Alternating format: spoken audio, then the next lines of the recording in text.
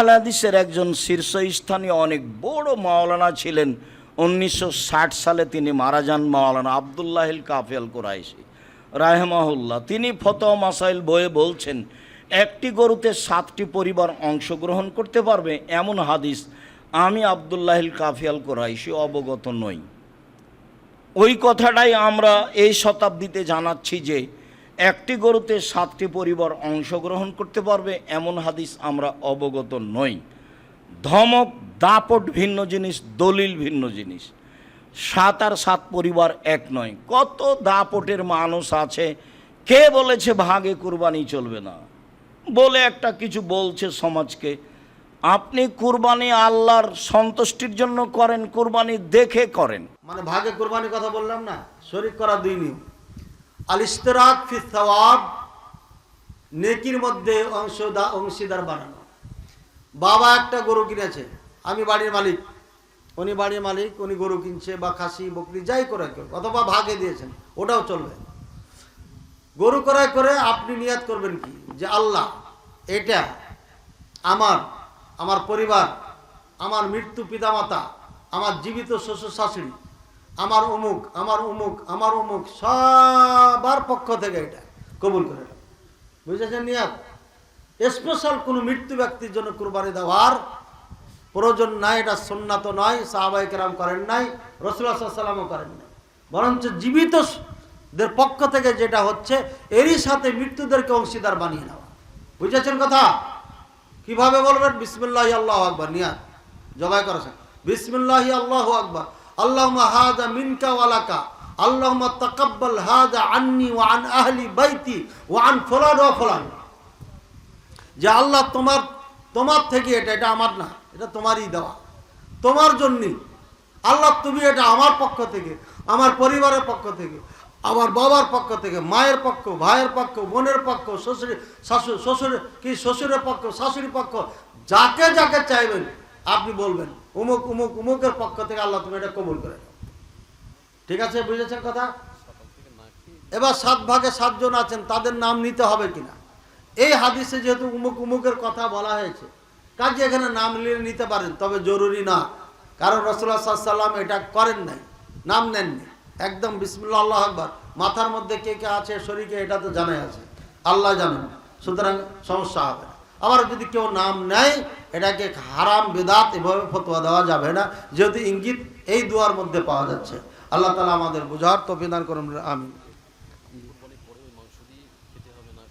জি, কুরবানির দিন কিছু না খেয়ে ঈদের মাঠে যাওয়া, আর ঈদের সালাত পড়ে এসে কুরবানি জবাই করে কুরবানির গোশত দিয়ে খাওয়া, গোশতটা প্রথমে খাওয়া, এটা সুন্নাহ, এটা জরুরি কিছু না, সুন্নাহ। অনেকে আবার বলে যে রোজা রাখা সুন্নাহ। কুরবানির দিন রোজা রাখা হারাম। 2 ঈদের দিনে, ঈদুল ফিতরের দিন রোজা রাখা হারাম, সেদিন খাইয়া যেতে হবে। আর এদিন না খেয়ে যাবেন, আয়সা কুরবানি খাবেন, কুরবানি গোশত দিয়ে খাবেন, পারলে, না পারলে তার করার কিছু না। এটা পারবেন কখন? যখন আপনি সুন্নাত তরিকায় ঈদের সালাত পড়বেন। সুন্নাত তরিকায় কি? সূর্য উঠে ধরেন যে 7টায়, তাহলে আপনাকে 7:30টায় সালাত শুরু করতে হবে, আধা ঘন্টা পর। 25 মিনিট আধা ঘন্টার পরই জামাত শুরু করতে হবে, এটাই সুন্নাহ, এটাই টাইম ঈদের। দেরি করার অনুমতি আছে, জায়েজ আছে, কিন্তু সঠিক সময় এটা। এরপরে তাহলে আপনি সঠিক সময়ে এসে কুরবানি দিয়ে আরামে নাস্তার টাইমে আপনার নাস্তা তৈরি হয়ে যাবে। আল্লাহ আমাদের তৌফিক দান। হ্যাঁ জি, বন্ড করার পূর্বে আপনি ধরেন যে 7 জন আছেন, 7 কেজি নিয়ে নিলেন, একটা ম্যাপে নেবেন, আবার ওইভাবে নেবেন, ইনসাফের সাথে কোনো সমস্যা নেই। কোন সময়ে দোয়া করলে দোয়া কবুল হয়? দোয়া কবুল আল্লাহর কাছে সব সময় হয়। তো দোয়া কবুলটা নির্ভর করে আপনার এটার সাথে, এই অন্তরের সাথে। এখান থেকে যেভাবে টান হবে আল্লাহর সাথে চাওয়ার, সেইভাবেই আল্লাহ কবুল করবে। আপনার কোনো টানই নাই, দোয়া করছেন এমনি, হুজুর করছে তা আমিও আমিন আমিন করছি, এটা টান ছাড়া এটা হবে। একদম অন্তরে অন্তর থেকে আপনি বিপদে পড়ে যেমন আল্লাহকে ডাকেন, এমন সময় যখন আল্লাহকে অন্তর থেকে ডাকবেন, আল্লাহ তখন ডাকে সাড়া দিবে। এই দোয়াগুলো কবুল হয়। তবে কিছু সময় আছে, 5 ওয়াক্ত সালাতের পরে, আসর থেকে মাগরিবের এই সময়ের মধ্যে, জুমার কোনো একটা সময়ের মধ্যে কবুল হয়। একটা সময় অগ্রাধিকার দেওয়া হয়েছে, বিভিন্ন সময় দেওয়া হয়েছে, তবে আসর থেকে মাগরিব, কেউ বলেছে না আজান থেকে একামতের মাঝে এই সময় দোয়া কবুল হয়, ইত্যাদি ইত্যাদি। জুমার দিনে দোয়া কবুল হয়, নিঃসন্দেহে একটা সময় আছে। এই জন্য সারা দিন দোয়া করা জুমার দিনে। অন্য অন্য দিন মাগরিবের আসর থেকে মাগরিবের সূর্য ডোবা পর্যন্ত। তারপরে আপনার যদি জায়গা হয় কাবাতে দোয়া কবুল হয়, অর্থাৎ হজের যতগুলো জায়গা আছে সব জায়গায় দোয়া কবুল হয়। যত পারবেন তত দোয়া করবেন। রওজাতে অর্থাৎ মসজিদে নববীতে দোয়া কবুল হয়, যেটা রাসূলুল্লাহ সাল্লাল্লাহু আলাইহি ওয়াসাল্লামের মসজিদ ছিল, এবং ওই অর্ধেকের নাম হচ্ছে রওজা, জান্নাতের একটা টুকরা। ওইখানে দোয়া কবুল হয়। ওখানে হাজিরে যে 2 রাকাত সালাত পড়ে আল্লাহর কাছে দোয়া করে, কাজে ওই সময়কালে দোয়া করবেন। আরাফাত, মুজদালিফা, মিনা, এগুলো সব জায়গা হচ্ছে দোয়া কবুলের জায়গা। সফরে যাচ্ছেন দোয়া কবুলের সময়। যখন আপনার উপরে কেউ জুলুম করেছে তখনই দোয়া করবেন, দোয়া কবুল হয়। বৃষ্টি যখন আসে তখন দোয়া কবুল হয়। বৃষ্টি আকাশে, বুঝছেন, আজকে মাগরিবের সালাতে বের হচ্ছি, দেখে আকাশ ডাকছে, বললাম আল্লাহ কমপক্ষে আজকে বৃষ্টি দিও, মাহফিল হয়ে যায়। আলহামদুলিল্লাহ, মাহফিলের ঝড় এসে তিরপা সামিয়ানা উড়িয়ে নিয়ে চলে গেল। শ্রোতা তো অবস্থা খারাপ। আমি বললাম কেউ উঠবেন না, বৃষ্টি হবে না ইনশাআল্লাহ। বৃষ্টি হয়নি, আলহামদুলিল্লাহ। আল্লাহর প্রতি ভরসা রাখা বলে দিয়েছিলাম, বৃষ্টি হয়নি। আজকে কত সুন্দর পরিবেশ দিয়েছে। 8 তারিখে মাহফিল করলাম, আল্লাহ আল্লাহ করছিলাম, আল্লাহ এটা পার করিও, খুব সুন্দরভাবে পার হয়েছে। আজকে দেখলাম যে না, কেরামতি আর চলবে না, আজকে হতো হবি না। পরে চিন্তা করছি যে একটু দেরি দেরি করে বের হই। হ্যাঁ, আর আল্লাহর কাছে দোয়া করছি যে আল্লাহ তুমি আসমানকে থামাই দাও, আজকে বৃষ্টি দিও না, এই মাহফিলটা পার করতে দাও। আলহামদুলিল্লাহ, আল্লাহ সুন্দরভাবে এ পর্যন্ত 12টা 45 বাজছে আমার ঘড়িতে, আছে না সুন্দর, কোনো হাওয়া বাতাস নেই, সব কিছু আল্লাহর রহমত। সুতরাং বৃষ্টি যখন আসে তখন দোয়া কবুল হয়, এই সময় দোয়া করবে। বৃষ্টি বর্ষণ সময় দোয়া কবুল হয়, এই জায়গাগুলো দোয়া করবে। অন্তর কাঁদছে, ভালো লাগে না, বিচলিত, ওই সময় দোয়া কবুল হয়, দোয়া করবেন। উজু করে সালাতে দাঁড়িয়ে সিজদায় পড়ে দোয়া করবেন। সব থেকে আল্লাহর কাছে প্রিয় সময় হচ্ছে এটা, সিজদায় পড়ে পড়ে চাওয়া, এই দোয়া হচ্ছে সব থেকে। কাঁদতে হবে আল্লাহর কাছে, চিল্লাইয়া চিল্লায়। বাড়িতে কাঁদতে পারছেন না, মানুষের ঘুমের ডিস্টার্ব হবে, মাঠে যে চিল্লে চিল্লে কাঁদবেন, যেখানে কেউ শুনতে পাবে না, মাঠে যে কাঁদবেন। আল্লাহর কাছে যে যত কাঁদবে তত আল্লাহ তার প্রতি আপনার খুশি হবেন এবং তার দোয়া কবুল করবেন। যে ব্যক্তির ওপর কুরবানি ওয়াজিব, সে যদি বিশেষ কোনো কারণে কুরবানি না করতে পারে তাহলে সে কি করবে? কুরবানি প্রথম হলেও করতে হবে, এটা ওয়াজিব না, সুন্নাতে মুআক্কাদা। তবে পুরা একটা উট টাকা আপনি দান করবেন, এটা উত্তম না কুরবানি উত্তম? কুরবানি উত্তম। সব থেকে কুরবানির দিনে সব থেকে প্রিয় কাজ, আমল আল্লাহর নিকটে, সেটা হচ্ছে কুরবানি করা। কুরবানির দিনে সব থেকে প্রিয় কাজ কি? কুরবানি করা। আজকে এই দিনে কোন বান্দা আমার জন্য জীবন, আমার জন্য কি দিচ্ছে, উৎসর্গ করছে? হিন্দুরা বলে বলি, আর আমরা বলি কুরবানি। কুরবানি করছে। হ্যাঁ, আচ্ছা, এই বই যে মনে হয়ে গেল, এটা নিয়ে যাবেন, ইসলামী সহিহ আকীদা ও মদিনা 66, অত্যন্ত দামি বই। নিয়ে যাওয়ার পর যদি মনে করেন যে না, এই বইটা আমার কোনো কাজে লাগবে না, টাকা ফেরত দিয়ে দেবো। বই দিতে হবে না, টাকা ফেরত দিয়ে দেবো।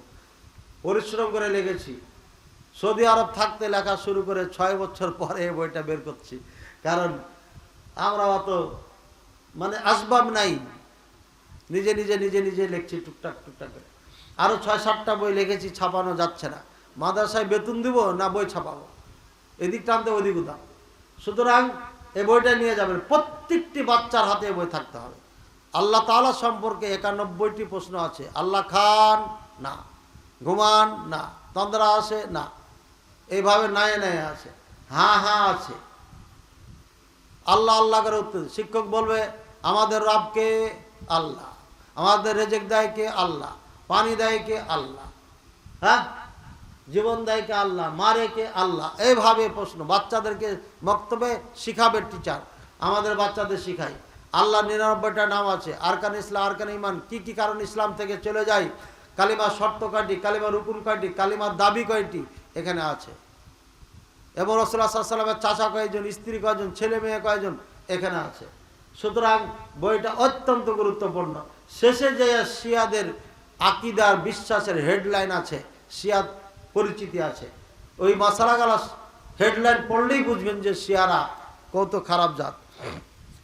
কুরবানি দিবে, যদি একান্ত না পারে সে গুনাহগার হবে না, এটাই ওলামায়ে কেরামের ফতোয়া। যদিও আমাদের দেশের মুফতিরা এটাতে এমন জোর দেয় যে না দিলে পারে কবিরা গুনাহ হয়ে গেল। কেন জোর দেয়? একটা গরু জবাই করলে 1000 টাকা পাওয়া যায় ঢাকাতে, জবাই করলে 1000 টাকা, বুঝছেন? নিম্নে 500 টাকা। ও যদি 50টা গরু জবাই করে কত হবে? হ্যাঁ, আমি তো 15-16 হাজার টাকা কামাইছি। সুতরাং কুরবানি কমে গেলে তো আমারও কমে গেল। কাজে এখানে বেশি জোর দেয় হুজুররা, বুঝলেন? এখানে লাভ আছে। কুরবানি দিবে, এটাই হচ্ছে কিস্তি থেকে টাকা তুলে কুরবানি দেওয়া যাবে কি? হারাম, ও তো লেনদেনই হারাম, যায় না। কিসের কুরবানি দিবেন আপনি? হ্যাঁ, চুরি করে দেওয়া এর থেকে ভালো। কিস্তিতে টাকা নিয়ে দেওয়ার থেকে চুরি করে দেওয়া ভালো, যে পরে যা ক্ষমা টমা চাই হোক টাকাটা ফেরত দিতে পারবে, বুঝছেন? নাউজুবিল্লাহ। এমন লোকের কুরবানি দেওয়ার দরকার নাই। যার ক্ষমতা নাই দিবেন কেন? কুরবানি গোশত মুসলিমদের দেওয়া জায়েজ আছে কি? নিজের ভাইয়েরা খাইতে পারে না, আর মুসলিমদের এত ব্যথা কে?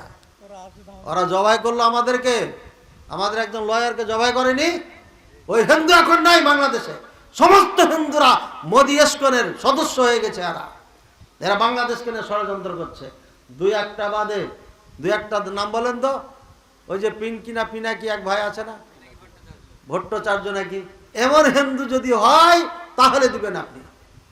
খাটাস মার্কা হিন্দুকে দেবেন না।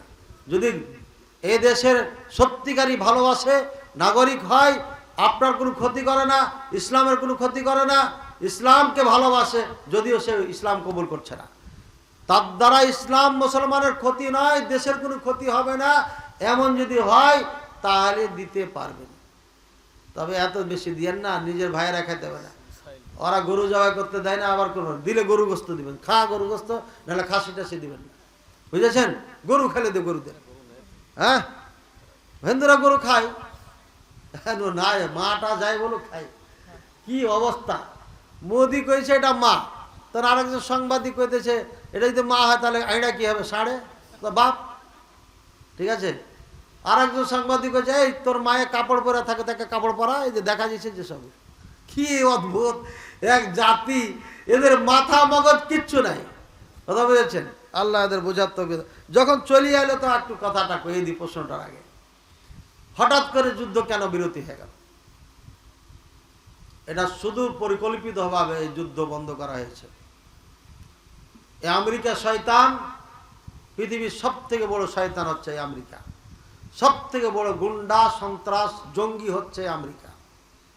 এই আমেরিকার ধ্বংসের জন্য প্রত্যেকটি মুসলমানের দোয়া করা ফরজ হয়ে গেছে। প্রত্যেকে দোয়া করেন যে আল্লাহ তুমি আমেরিকাকে ধ্বংস করো।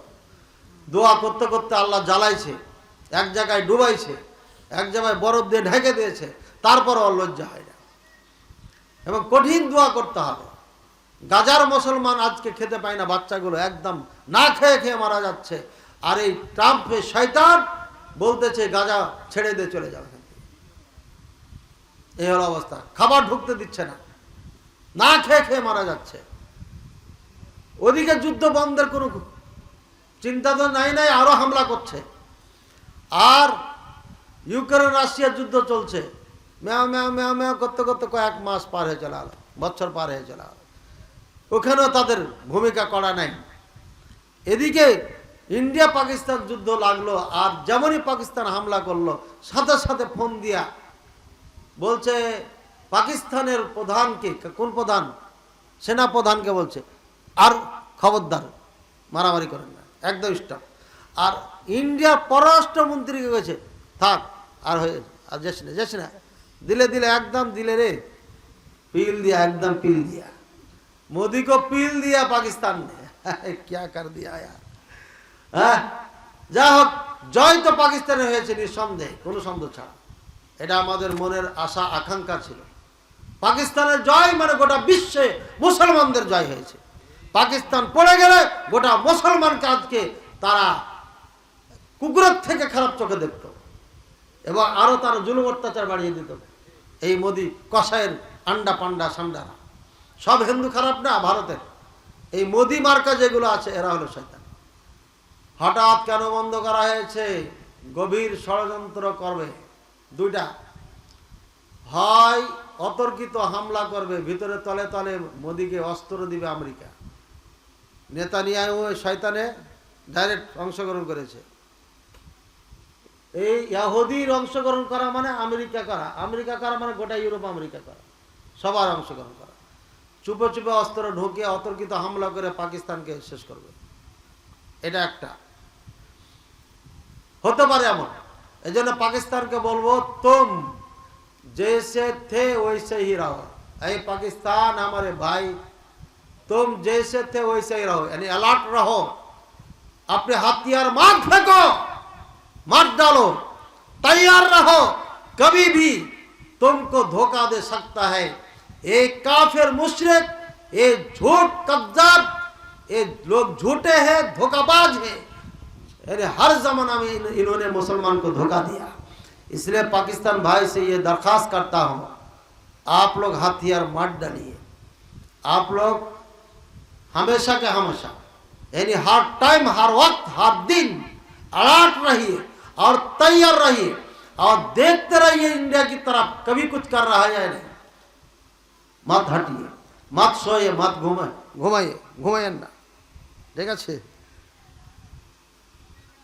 তাহলে হঠাৎ যুদ্ধবিরতি কেন হলো? এটা একটা কারণ, হঠাৎ কিছু করতে পারে এ কসাই। আর একটা কারণ হচ্ছে চীন খালি লুলুপুতু করছে, চিকেন নেক নিয়ে এদিকে আলাদা করে দেবো। এদিকে ডক্টর ইউনূস কয়েছে যে আমি পাকিস্তান তোর সাথে আছি, জনগণ তো আছি। এখন ইন্ডিয়া দেখতেছে আমেরিকা যেভাবে আমার বন্ধুকে চারিদিক থেকে ঘেরাও করে ফেলেছে, এই যদি যুদ্ধ চালিয়ে যায় তাহলে আর 12টা বেজে যাবে, তাহলে তো আমারও গেল। তখন কয়েছে থাম থাম থাম, আর যাচ্ছে না সামনে। এই মুসলমান তো খুব চোখ। আরে পাকিস্তানের পাইলটেরা যা দেখাইছে, এই বেটারা এত পাকা, এত সাহসী, কল্পনাই করা যায় না। আল্লাহু আকবার। इसी को कहते हैं मुसलमान, इसी को कहते हैं मुसलमान। अरे मुसलमान मरेगा फिर भी वो ना जाए कामयाब, अगर बच गया वो भी कामयाब। क्यों? बच गया तो गाजी और मर गया तो शहीद। इसलिए मुसलमान का कोई डर और खौफ कभी भी नहीं है, लड़ते रहते। तो যাক পাকিস্তানে পাইলট করেছে কি, এত গুলির ভিতর দিয়ে প্লেন চালিয়া হামলা কইরা ধ্বংস কইরা ওইখানে যাইয়া সামনে ল্যান্ড করবে, তা না করে পিছনে ল্যান্ড করতেছে। কষ্ট লাগে আর না লাগে, এমনি তো বোমা মারলো, আমরা মারতে পারলাম না, আবার ওখানে যাইয়া পিছন দিকে প্লেন ল্যান্ড করছে। বুঝেছেন? ব্যাকে ব্যাকে ব্যাকে কেমন পাকা দক্ষ হলে পারে এটা করতে পারে। 3টা প্লেনকে এভাবে পাশাপাশি রেখে এভাবে ঘুরাচ্ছে, কি আজব কারবার। আর একটাকে দেখলাম ফিরকির মতো ঘুরাচ্ছে এভাবে, কি আজব ট্রেনিং। আমাদের পাকিস্তানি ভাইয়ারা এভাবে ট্রেনিং নিয়ে রেখেছে, এটা তো স্বপ্নও দেখিনি, কোনোদিন কল্পনাই করি নাই। इसीलिए बांग्लादेशियों का चाहिए पाकिस्तान से ताल्लुक गहरे करना चाहिए। বাংলাদেশের উচিত পাকিস্তানের সাথে ভালো সম্পর্ক রাখা, ভালো করা, না হলে পরে বাংলাদেশে একদিন 12টা বাজাবে ভারত, সেদিন কান্না করে লাভ হবে না। আওয়ামী লীগ ভাইদেরকে বলছি, বেশি চালাকি করেন না, এই দেশের রক্ষার্থে আপনাদেরকে ভূমিকা পালন করতে হবে। আপনারা এই বাংলাদেশকে নিয়ে এমন কিছু করবেন না যেটা বাংলাদেশ এমন করবে কচু কাটা করে একদম খানদানি শেষ করে দেবে। এই জাতি ক্ষমা করবে না গাদ্দারি করলে। ভারত এখন একটা চিন্তা করছে, যারা বাংলাদেশকে ভালোবাসে না, আমাদেরকে ভালোবাসে, ক্ষমতাকে ভালোবাসে, আমার মাধ্যমে ক্ষমতায় থাকতে চাই, এদেরকে নিয়ে যেভাবে হোক এই বাংলাদেশে বিশৃঙ্খলা তৈরি করে একটা যুদ্ধ লাগাই দিবে। ঠিক আছে? তুমুল গন্ডগোল চলবে ভিতরে। ওইদিকে আমেরিকা কয়েছে তুই তো থামতে পারিস না ইউনূস, তাহলে আমাকে জায়গা দিয়ে সেন্ট মার্টিন দিয়ে দে। ইউনূস তোর কবে দিয়ে দিল, যেমনই দিয়ে দিবে তেমনই শুরু হয়ে গেল। আমেরিকা এটা চাচ্ছে। কি হবে? মানে ছক চলছে, করিডোর দিচ্ছে না, করিডোর, যারা বুঝেন। একটা রাস্তা আসবে, রাস্তা দিয়ে খাবার আসবে, অস্ত্র আসবে, সাহায্য আসবে, এই রাস্তা দিয়ে ঢুকবে মাল দিয়ে, এখানে একটা সেন্টার তৈরি হবে। আর এই সেন্টার যখন তৈরি হবে তখন এই গোটা বান্দরবন নিয়া ত্রিপুরা মিরুপুরা যা আছে, এগুলোতে বৌদ্ধ মধ্য খ্রিস্টান বেশি বাস করে, সবকে নিয়ে একটা রাষ্ট্র তৈরি করবে আমেরিকা। কিসের মতো? ইসরায়েলের মতো। ইসরায়েলের মতো একটা বিস্ফোরণ এখানে করার জন্য আমেরিকা পায়তারা করছে বহুত আগে থেকে। চীনের জন্য পারে না। বাংলাদেশ যদি জায়গা দিয়ে দেয় তাহলে পারবে না, আরো কখনো পারবে না। বাংলাদেশ সরকারের উচিত শক্ত হাতে এখানে দমন করতে। আমেরিকাই ভাবছে গুন্ডা সন্ত্রাস, যেখানে গেছে সেখানে অশান্তি কায়েম করেছে। এর দিয়ে ভালো কিছু পাওয়া যাবে না। এটা হচ্ছে মারাত্মক, করোনা ভাইরাসের থেকে মারাত্মক। একে জায়গা দেওয়া যাবে না। ডক্টর ইউনূস, আপনি খবরদারে ভুল করবেন না, একে কখনো জায়গা দিবেন না। এই জাতির সাথে, দেশের সাথে গাদ্দারি করবেন না। আপনার প্রতি এই জাতির বড় আস্থা আছে, আপনার প্রতি এই আস্থা আছে। এই আস্থা যেন কখনো নষ্ট না হয়, এটা যেন ধ্বংস না হয়। নাহলে জাতি আপনাকে ক্ষমা করবে না, সারা জীবন মীর জাফর বলে ডাকবে আপনাকে, আপনার খানদানকে কোনোদিন খুঁজে পাওয়া যাবে না। ভাইয়ের আমার, এই পরিকল্পনা চলছে। যদি আমরা সজাগ না হই, হয় যুদ্ধ করে হোক, আর না হয় ভিতরে ভিতরে আমাদেরকে দিয়ে মারিয়া এই দেশটাকে তছনছ করবে। আজকে 55 বছর হয়ে যাচ্ছে, পাকিস্তানের সাথে হাত দিয়ে আমরা পারমাণবিক বোমা তৈরি করতে পারতাম না? পারতাম না। আজকে আওয়ামী লীগের বড় বড় নেতা একটাও দেশে নেই। এমন একটা দল, বড় নেতা একটাও নাই। একটা বুড়া ছিল, কয়েকদিন আগে সেও পালিয়ে গেল, লুঙ্গি পরে পালিয়েছিল। কেটা? জোকার। কিসের এটা রাষ্ট্রপতি? হ্যাঁ, ঢাকা ভার্সিটি সেদিন বিদায় অনুষ্ঠানে বলছে, আগে তো আমরা প্রেম করতাম চিঠি দিয়া, আর তোমরা এখন ওটা ভুলে গেছো। প্রেম করতে বলছে, এই লুচ্চা। কিসের প্রেসিডেন্ট এটা? এটা লুচ্চা একটা, নাস্তিক, ধর্মকর্ম কিছু নাই। এরা এই দেশটাকে একদম ইউরোপ আমেরিকা বানিয়েছে, ন্যাংটা বানিয়ে দিয়েছে। আজ এত বড় একটা দলের নেতারা সব দেশ ছেড়ে পালাইছে। এর মানে এই 17 বছর সব সম্পদ চুরি করে বিদেশে রেখে এসছে, ওখানে যেতে পারলি জান্নাতে চলে গেল ওরা। আবার যখন এই টাকা শেষ হবে, বিএনপি ক্ষমতা আসবে, বিএনপি একটু লুলুপুলু করবে, তোমরা তো আমার ভাই, আমাকে তো মারো নি। একে একে আস্তে আস্তে আবার বিএনপির গলা চিপে ধরবে, আবার আওয়ামী লীগ ক্ষমতা আসবে, আবার আওয়ামী লীগ ক্ষমতা আসবে। আপনার মনে রাখেন, এটা ক্ষমতা আসবে।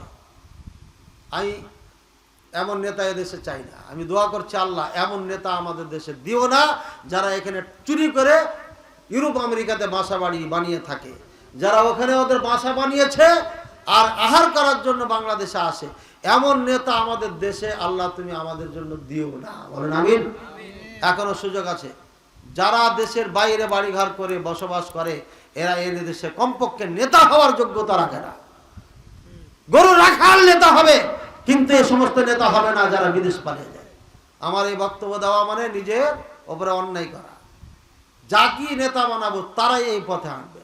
ওই যে 190 বছর রাজত্ব করেছে ইংরেজেরা, এমন ভাবে ছাত্র বানাইছে, গোলাম বানিয়েছে, ওদের বুদ্ধি ছাড়া এরা দেশ চালাতে পারবে না। না পাকিস্তান পারবে, না ভারত পারবে, না এটা পারবে। এই দেশই তো রাজত্ব করেছে না। আর পাশে আফগানিস্তান, তারা দেখিয়ে দিয়েছে যে আমরা কোনো ইউরোপ আমেরিকার লাল চামড়ার কোনো গোলামি করি না। তারা খেয়ে না খেয়ে যুদ্ধ করে দেশ স্বাধীন করে নিজের পায়ে দাঁড়িয়েছে তারা।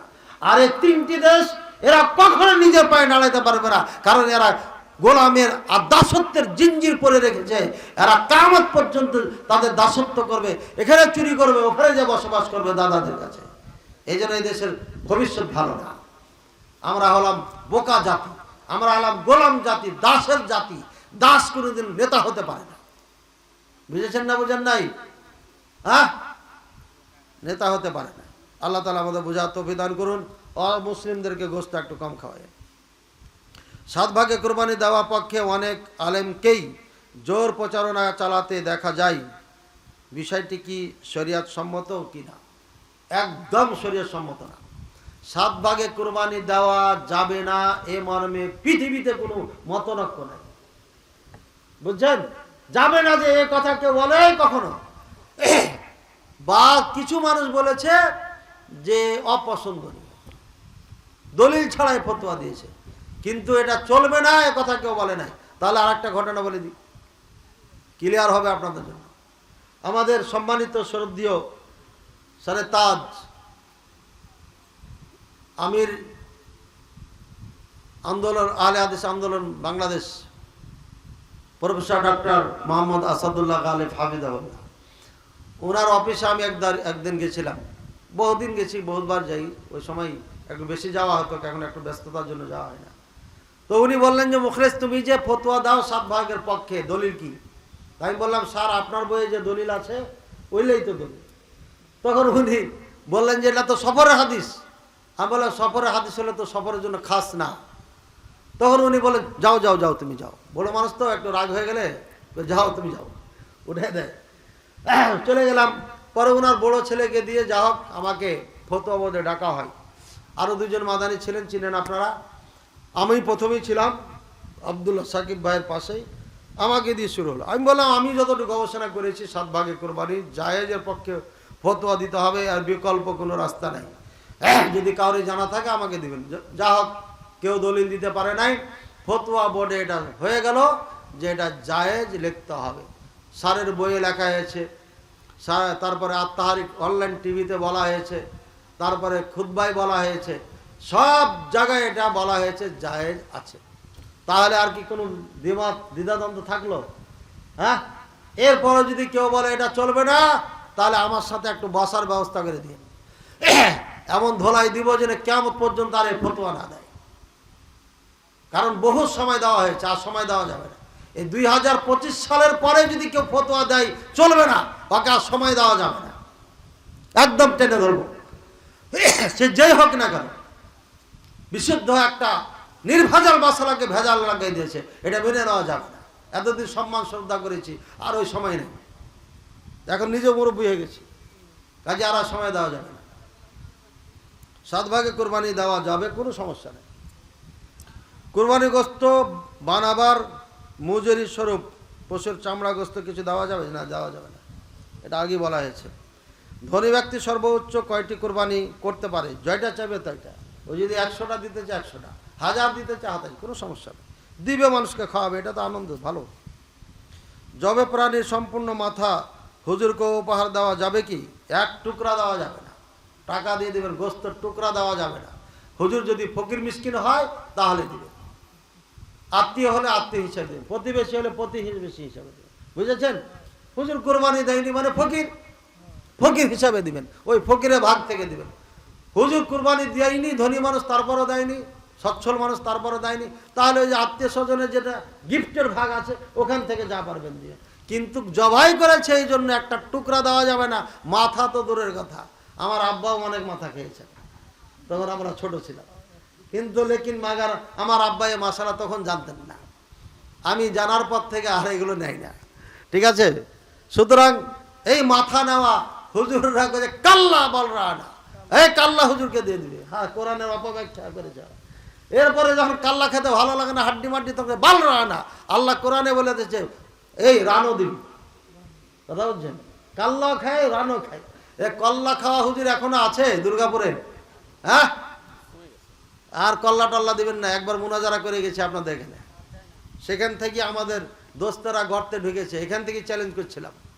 8 তারিখে 18 সালের আগস্টের 8 তারিখে আপনাদের এখানে মুনাজারা ছিল, থানায় ছিল কি ছিল না? ওই 6 তাকবীর 12 তাকবীর, এই তো জানে। হ্যাঁ, ওখানে যখন লুৎফর রহমান ফারাজি আসছিলেন, আমিও গাড়ির থেকে নামলাম, সেও নামলো। আমি তাকে বলেছিলাম দোস্ত এই বই গেলা 2 বছর পড়ো, এরপরে আমার সাথে বসিও। এই এখানে আসছে, আর গলাটা ধরে বললাম ক্যামেরাম্যানকে তাড়াতাড়ি ভিডিও করো, দিয়ে বললাম প্রিয় দেশবাসী, আজকে আমার দোস্তকে পেয়েছি, কালিমা পড়াবো, কিন্তু ভিডিও করতে পারে নাই। ছবিটা কিন্তু আছে এখনো, ভিডিও করা হয় না। আগে এই কথা বলছিলাম। এরপরে থানার ভিতরে বলছিলাম তোমাকে না বললাম 2 বছর লেখাপড়া করতে, তুমি মুনাজারা এসছো কেন? হ্যাঁ, মুনাজারা করার যোগ্যতাই তো নেই এদের। এরা তো হাদিসই বুঝে না, কিসের মুনাজারা করবে? এরা গায়ের জোরে উল্টা পাল্টা ব্যাখ্যা করে মানুষকে বোকা বানায়। ভাইয়ের আমার, এরপর এখান থেকে বের হয়ে যে লিখেছে কি যে এতদিন আহলে হাদিসেরা মুনাজারায় বসতেই রাজি ছিল না, এখন বসলো তো করতেই রাজি হলো না। কাযযাব দাজ্জাল কথাকার মিথ্যা প্রচার করেছে। আমাকে একজন ফোন দিয়ে বলছে সাহেব মুনাজারায় আপনারা বলে বসেছেন, করতে রাজি হন নাই, এমন বক্তব্য দিয়েছে ফেসবুকে। সাথে সাথে ফোন লাগালাম, তখন দুর্গাপুর মনে হয় পারি হয়নি। ফোন দেওয়া গেল, এই মুনাফিক, এর আগে মুনাফিকি করেছো তুমি কুমিল্লায় নোয়াখালীতে, আবার মুনাফিকি করলা কেন? এ পোস্ট করেছো? তখন ও ফোন কেটে দেয়, ফোন দিতে দিতে দিতে দিতে শেষ বন্ধ করে দেয়।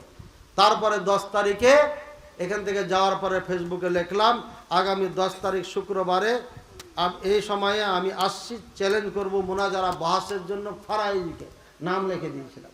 এবং সেদিন 5 জনের নাম ধরে বলেছিলাম, যখন যেখানে যেই ভাবি হবে খালি সিকিউরিটি দিবে, ও থাকবে আমি থাকবো, সপ্তাহে একজন 5 জন না, ও থাকবে আমি থাকবো, মুনাজারা হবে। গায়ে বল আর এলেমে জোর থাকলে চ্যালেঞ্জ গ্রহণ করো। ওই সেদিন থেকে ফারাইজি গর্তে ঢুকেছে, আজ পর্যন্ত বের হয়নি, কিয়ামত পর্যন্ত বের হবে না। আর যদি কোনোদিন বের হয়ে আমার সামনে আসে এমন ধরাই দিব 14 গোষ্ঠী মনে রাখবে ইনশাআল্লাহ আজিজ। আবার এই দুর্গাপুর থেকে বলে গেলাম। এখন কোন সাল? 25 সাল চলছে। 18 সালের আগস্টের 10 তারিখে চ্যালেঞ্জ করেছি তার নাম ধরে, আর এখন 25 সাল চলছে। মহিলারা কি কোরবানির পশু জবাই করতে পারবে? পারবে। পাইলট হতে পারছে, এটা পারবে না মানে? দেশ চালাতে পারছে, আর কোরবানি করতে পারবে না। পুরুষ থাকতে মহিলা দিবেন কে? সিংহের গুতা মারলে পারবে সামলাইতে? খবরদার দিয়েন না। আবার যদি দেওয়ার ভাসু গরু চাপা ধরে তখন তো আরেক বিপদ আছে। খবরদার এসব কাজ করাবেন না। মুসলমান জবাই করবে, বিসমিল্লাহ আল্লাহু আকবার করে, নারী হোক পুরুষ হোক পারবে। মুরগি জবাই করে না মা বোনেরা? নাকি করে না? করে। আর আমাদের এলাকায় মুরগি জবাই করার লাগে দৌড়ে তো হুজুরের কাছে। এই মুসলমান না, আপনি কেন হুজুরের কাছে যাবেন কল্লা দেওয়ার জন্য? মুরগি জবাই করার মানে হুজুরকে তো খাওয়াইতে হবে। যাক, কথা লম্বা হয়ে যাচ্ছে। বেনামাজির মুরগি জবাই করা, গরু জবাই করা কোনোটাই খাওয়া যাবে না। আমি খাই না। এবং এক দোকানে জবাই করেছে, আমি নিষেধ করার পরও জবাই করে দিয়েছে, আমি খাইনি। অথচ 5-7 বছর থেকে তার ওখান থেকে মুরগি কিনি। আমি জবাই করলা কেন? আমি মুরগি নিব না। আমি এখানে আছি, বললাম যে হুজুরটা দিয়ে জবাই করবা, হুজুরটা হেঁটে চলে গেল, ফট করে জবাই করতেছে। আরে আমি তো গাড়িতে বসা, তুমি জবাই করবে কেন? আমি তো নিষেধই করলাম তোমাকে। ও নিষেধ করেছে তোমরা জবাই করবে না, এই হুজুরটা দিয়ে জবাই করে না। হুজুর জবাই করলে না, তাহলে আমাকে তো বলবে নাকি? আল্লাহর কসম, আমার বেনামাজি জবাই করা পশু কোনোটা জানতে পারলে আমার রুচি হয় না। মনে হয় হিন্দু জবাই করেছে। না না, খাবেন না। ও তো মুসলমানই না, কাফের। ফতোয়া বেনামাজির ব্যাপারে আছে, বিস্তারিত দেখে নিন। আজ বিস্তারিত বললাম না। বেনামাজি নামাজ যারা আসলেই পড়ে না, এরা একদম কাফের। আসলেই নামাজ পড়ে না, এরা একদম কাফের। একটু কয়ে দিলাম, স্পষ্ট করলাম। এই যে আবার ঝামেলা লাগিয়ে দিলেন। যেভাবে বললাম ওইটাই মনে রাখেন।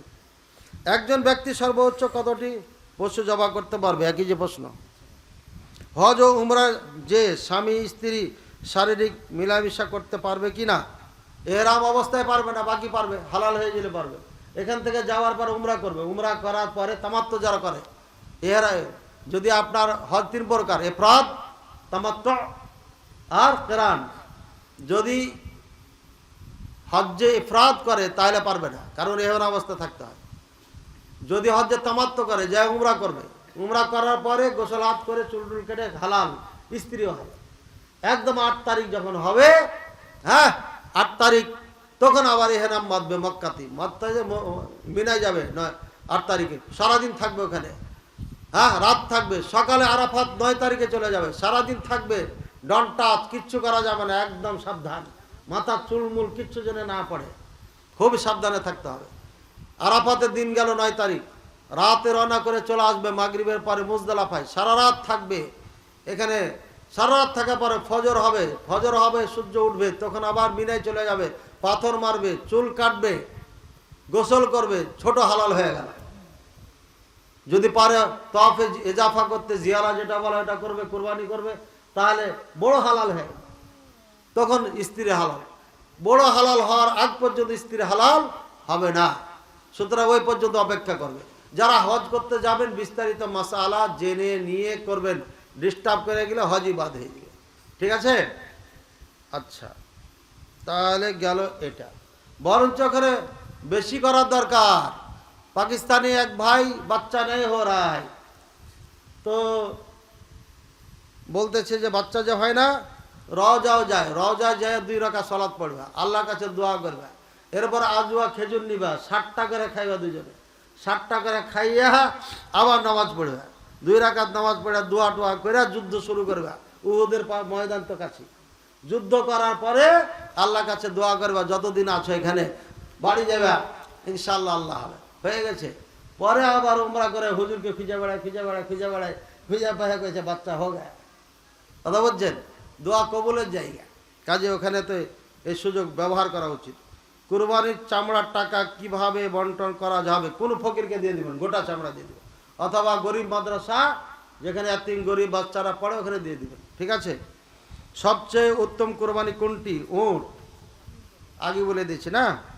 কয় প্রকার প্রাণী দ্বারা কোরবানি করা যাবে? গবাদি পশু অর্থাৎ গরু, উট, দুম্বা, মুষ, ছাগল।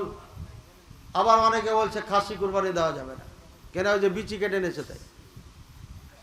এই বিচি কাটেছে কেন? খাসিটা ভালো তরুতাজা করার জন্য না? এই জন্য এটা আইব না, এটা তুরুটি না, এটা কি না? তুরুটি না। এই জন্য খাসি জবাই করা যাবে, কোনো সমস্যা না। তবে বুকা যেটা আছে এটা শোন না, বুকা বুকা বুকা বুঝেন তো? বুঝেন না? পাঁঠা, পাঁঠা বুঝেন? আচ্ছা, পাঁঠা মানে যেটা কাটাকুটা নাই, এটা দিলে পারে দিতে পারেন, কিন্তু আর গোস্তের একটা গ্যাস আছে, সবাই খেতে পারে না। এই জন্য খাসি কোরবানি দেওয়া ভালো, কারণ একে সুন্দর করে সিস্টেম করে তরুতাজা করা হয়েছে। কাজে যারা বলছে খাসি কোরবানি দেওয়া যাবে না, ভুল ফতোয়া এটা। কয় প্রকার প্রাণী গেল এটা না? ওয়ালাইকুম সালাম রহমতুল্লাহ। আমি খুব অভাবী মানুষ, ব্যবসায় লাভবান হতে পারছি না, এমন একটি আমল শিখিয়ে দেন যেন ধনী হতে পারে। আল্লাহর কাছে তওবা করতে হবে। আল্লাহর কাছে কি করতে হবে? যে কোনোদিন সুদের লেনদেন করব না, হারাম উপার্জন করব না, একদম ফ্রেশ ভাবে আল্লাহর কাছে তওবা করবেন। করার পরে বিবেককে প্রশ্ন করবেন কি করলে আমি ধনী হতে পারবো। তখন আল্লাহ রাস্তা বের করবে। আমি ধনী করাইতে পারবো? আল্লাহর কাছে আগে তওবা করতে হবে, এরপর আল্লাহর কাছে রাস্তা চাইতে হবে, এবং আল্লাহ রাস্তা দেখাবে, আর আপনি ওই রাস্তাতে এমন দৌড়াবেন, কিন্তু কখনো আল্লাহকে বলবেন না, আল্লাহ আপনাকে দিবে। আমি ছাত্র বয়সে চিন্তা করতাম যে সংসার চালাবো কেমনে, যখন ছোট ছিলাম। তাড়াহুড়া করছেন, ডবল বেতন লাগবে না আমার, এটা আল্লাহ রাস্তায় করছে। 14 তারিখ আল্লাহ রাস্তায়, হ্যাঁ তারিখ পার হয়ে গেছে, ভয় ভয়, টাকার ভয়। টাকা লাগবে না, 14 তারিখে টাকা দিন না। আকাশ খারাপ হয়েছে তো গিয়েছে, ছাদের নিচে আছে। আরে ভালোই তো পারে সারা, আমার যাওয়ার চিন্তা আপনাকে করতে হবে। এই যে রেডি হয়ে আছে আলহামদুলিল্লাহ, তো কোনো সমস্যা নেই। তো যা হোক, কি বলছিলাম, ও কিভাবে সংসার চালাবো। একদম পোল্ট্রি মারলাম, লেখাপড়া ভালো করে শুরু করলাম, 4 বছর পড়া পরে চিন্তা করলাম যে এখন আমার বেতন 4000 হবে। কত সালে এটা? 1995 সালে আমার তখন বেতন হবে 4000 টাকা। ভালো ভালো শিক্ষক যারা, তাদের 4000 বেতন। তো আমার আস্থা হয়ে গেল যে আমার বেতন 4000 হবে, বুঝছেন? এরপরে লেখাপড়া করতে করতে ভাবলাম যে আর সংসারে সমস্যা হবে না, কারণ আমাকে আল্লাহ যতটুকু দিয়েছে একটা চাকরি করতে পারবো, বসে থাকতে হবে না। এবং মাথার মধ্যে ছিল চাকরি যদি না পাই জোর করে পড়াবো বিনা টাকাতে, মন চাইলে টাকা দিবে, নাহলে দিবে না। এ সাহস নিয়ে আগেছি, আলহামদুলিল্লাহ সফল করছে। 25,000 টাকা প্রথম চাকরি।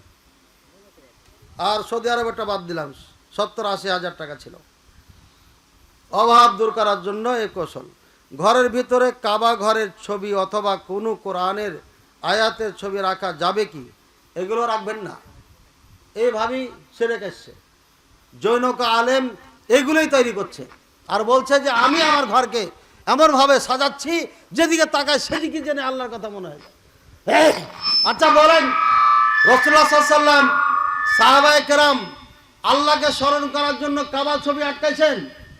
বলেন, আল্লাহকে স্মরণ করার জন্য নূহ আলাইহিস সালামের কওমকে আল্লাহ নাকি ফেরে শয়তান ছবি বানিয়ে দিয়েছিল 5 জনের ছবি দিয়ে পরে এই হিন্দুদের জন্ম হয়েছে। হিন্দু ছিল না আগে, এই মূর্তি পূজা শুরু হয়েছে। কোন ছবি মূর্তি ঘরে কাউরি কাবা টাবা কিচ্ছু রাখবেন না, একদম ফেরেস রাখেন। কোরআনের আয়াত অনেক সময় দেওয়া হয়, আমি মনে করি এটাও ঠিক না। কোরআনের আয়াতকে লটকানোর জন্য কোরআনের আয়াত লিখবেন পুরো বডিতে, সব সময় যেন আপনার মুখ দিয়ে কোরআন বের হয়, তাহলে আপনার সফলতা। আপনার বের হয়, স্ত্রী বের হয়, ছেলে মেয়ের বের হয়, তাহলে আপনার সমস্যা। বাকি যা টাঙ্গি এগুলো শয়তানের থেকে এসেছে, এগুলো ইসলাম থেকে আসেনি। সাবধান থাকবেন। এই শেষের দিকে 5 রাকাত বেতর সালাতের নিয়ম কি? টানা 5 রাকাত পড়ে একদম লাস্টে বসে তাশাহুদ টাশাহুদ সব পড়ে চলে যাবেন। একাধিক ব্যক্তি সফরে থাকা অবস্থায় তারা কি একাকী সালাত আদায় করবে না জামাতে? জামাতে করবেন, সব সময় জামাতে করবেন। সুযোগ না থাকে একান্ত তখন একা পড়বেন। ট্রেনের মধ্যে সুযোগ নাই, বাসের মধ্যে সুযোগ নাই, হ্যাঁ ড্রাইভার ওই মার্কা ড্রাইভার এমন দেশে আছেন এখানে দাঁড়াবে না, তখন ওই অবস্থায় সালাত পড়বেন। জি 2 রাকাত করে। সফরের দূরত্ব কত? 80 থেকে 85 কিলোমিটার গাড়ি রাস্তা যদি হয়, 80 থেকে 85। আমি এখানে পূর্ণ সালাত পড়েছি এসা, আমি রাজশাহী থেকে আসলাম, হ্যাঁ, তাহলে এখন পুরা সালাত পড়বো না কসর করব? পুরা সালাত পড়েছি। বেশির থেকে বেশি 35 কিলোমিটার হবে, সোজা হলে আরো কম হবে। সুতরাং এখানে কসর করা যাবে না। বর্তমান এই রাস্তায় গাড়ির রাস্তাতে কসর করা যাবে না। হ্যাঁ, পায়ে দল আসতাম আমার বাড়িতে, যে হুজুর কোথায় বলে সফরে আছেন, তাহলে সফর ধরা যেত। এখনো যদি আপনার বাড়িতে কেউ এসে বলে আপনি গেছেন নাটোরে, ধরেন যে 50 কিলোমিটার কম বেশি, বাড়িতে আসার পরে যদি আপনার এই গ্রামে বলে যে সফরে আছেন উনি, তাহলে এটা সফর ধরা যাবে। এই পরিভাষা যদি এলাকায় থাকে যে এত কিলোমিটার এত দূর গেলে সফর বলে, তাহলে ওটা সফর ধরা যায়। তাছাড়া হাদিসের আলোকে 80 থেকে 85 কিলোমিটারের নিচে সফর ধরা হয় না। বুঝেছেন কথা? যেসব ফতোয়া ভেসে বেড়াচ্ছে ভুল ফতোয়া। কতদিন কসর করবেন? 4 দিনের নিয়াত যদি থাকে কসর চলবে, 5 দিনের নিয়াত করলে আর কসর চলবে না। আপনি এখান থেকে ঢাকা গেছেন, ঢাকাতে আপনি 5 দিন থাকবেন, পাক্কা নিয়াত, হোটেলে থাকেন, ছেলের বাড়িতে থাকেন, তাহলে আপনারা কসর চলবে না, পুরা সালাত পড়বেন। তবে 4 দিনের নিয়াত আছে, তাহলে কসর হবে, জমা হবে। বুঝেছেন কথা? এটা হলো ক্লিয়ার কাট কথা। বাকি যা ভেসে বেড়াচ্ছে ভুল ফতোয়া ভেসে বেড়াচ্ছে, আল্লাহ বুঝার তো বিধান করুন। ঘোড়ার গোস্ত ও কাঁকড়া খাওয়া বিধান কি? ঘোড়ার গোস্ত খাওয়া জায়েজ আছে, কাঁকড়াও খাওয়া জায়েজ আছে। কাঁকড়া খাওয়া যাওয়া জায়েজ, ঘোড়ার গোস্ত খাওয়া জায়েজ। গুই সাপ খাওয়া হারাম, দব খাওয়া জায়েজ আছে। জৈনক বক্তা বলছে গুই সাপ খাওয়া জায়েজ আছে, হাদিসে দব বলা আছে। দব বলা হয় যেটাকে বাংলা ভাষায় সান্ডা বলা হয়, তো জৈনক বক্তার দোষ না। হাদিসে যে দবের কথা আছে, আমি ডিকশনারি একটা বের করলাম বাংলা, ওখানে গুই সাপ লেখা আছে, মানে ডিকশনারিতে ভুল লিখে দিয়েছে। আপনি দব লিখবেন, লিখবেন সুয়ারুদ্দব আরবিতে, তাহলে ছবি চলে আসবে। এবং নেটে এখন খুব পাওয়া যায়। সৌদি আরবে যারা থাকে ওরা বলে এই যে দেখেন আমার কফিলে দব খাই, খুব ভালোবাসে। আর গুই সাপের মতো দেখতে, কিন্তু গুই সাপ না, ওটাকে বলা হয় দব। সম্ভবত বাংলাদেশে সান্ডা বলা হয়। আর গুই সাপ কিন্তু সাপই, এটা হারাম, এটা খাওয়া যায় না, এটা ভুল বুঝিয়েন না। কাঁকড়া খাওয়া যায় আছে, সৌদি আরবে খুব মজা করে খায় ওরা, সব দেশেই খায়, বাংলাদেশে খাচ্ছে। ঘোড়ার গোস্ত খাওয়া জায়েজ আছে, তবে খাওয়ার পরে যদি এটা ঘৃণার চোখে দেখে, না খাওয়াই ভালো। ঠিক আছে? খাওয়ার পরে যদি ঘৃণার চোখে দেখে সমাজ, না খাওয়াই ভালো। তারপরে যদি এর দ্বারাই যুদ্ধ জেহাদের কাজে লাগে, তাহলে একদম খাবে না। তাহলে মুফতি আম এবং সরকার নিষেধ করে দিবে যে ঘোড়া খাওয়া যাবে না, এই জন্য যে এটা যুদ্ধের সামান, যানবাহন। আল্লাহ তাআলা আমাদের সবাইকে বুঝার এবং আমল করার তৌফিক দান করুন, কোরআন সুন্নাহ ভিত্তিক চলার তৌফিক দান করুন। আল্লাহ যারা এই মা